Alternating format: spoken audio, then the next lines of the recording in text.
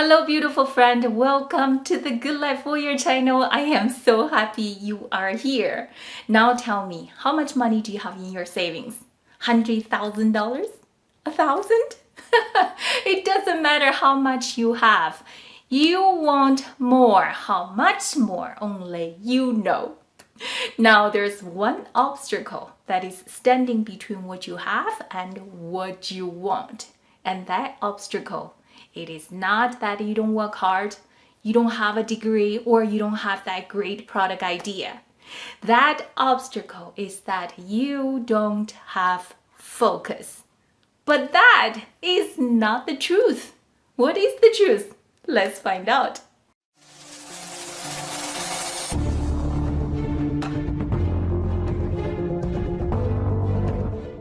Hello, I'm your friend Yu Ping. You can always count on me to give you straight up 100% honest answer on everything. That includes, of course, the Sourcing Warriors courses that I teach. On the subject, whether you do or you do not have focus, my honest opinion, it is not fair for anyone to expect the mass population, that means us, the mass population, to have focus when we are constantly being given marshmallows. Why marshmallows? If you don't know the Marshmallow Study, let me give you 2 seconds review. The marshmallow test is probably one of the most famous experiments in the history of psychology. It goes like this. A group of young child, 4 years old, each was in a room and was given a marshmallow, a delicious marshmallow. And the instruction to the child is this. If you don't eat your marshmallow now, when I comes back in 15 minutes, I'll give you another marshmallow. Now is the hilarious part. You should see and watch that child. Some of the child couldn't resist. They just pop into the mouth and they eat it. It's done. I ate the marshmallow. It tastes delicious. Some of the childs, they fight so hard to resist the temptation. They look at the marshmallow, they look it away. They look at the marshmallow, they look it away. And they cover their eyes and they try to squeeze the marshmallow and they fight it. What's the point of the study? The point is to see if the child's ability to exert self-control, to resist the marshmallow, whether this ability will influence their later years' success. So they followed these children, and this is what they find out. 12 years later, the children who were able to resist the marshmallow temptation, they demonstrated much higher self-confidence, self-resilience, and get this, they scored 200 points higher on SAT because they take future into account when they make present decisions. They wait to get 2 marshmallows instead of eat 1 marshmallow right now.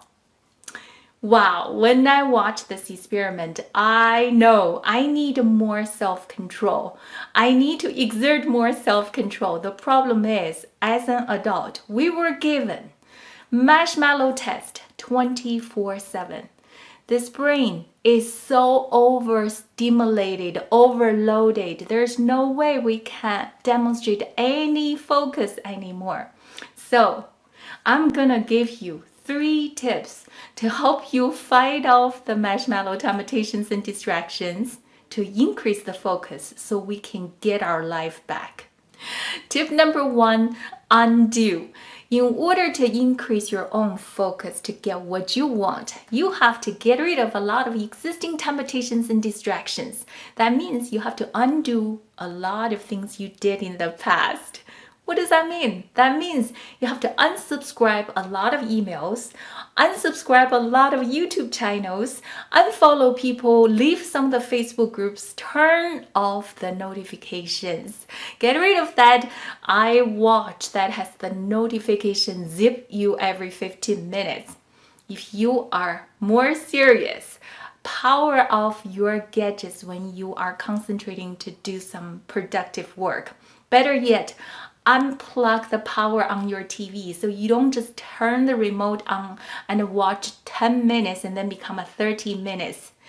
This is a war.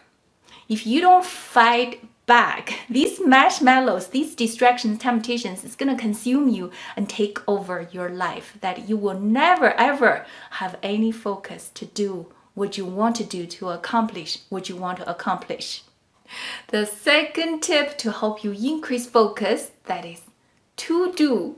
There's something funny about our brain. After we get rid of all the distractions and temptations, now this new brain need a new anchor.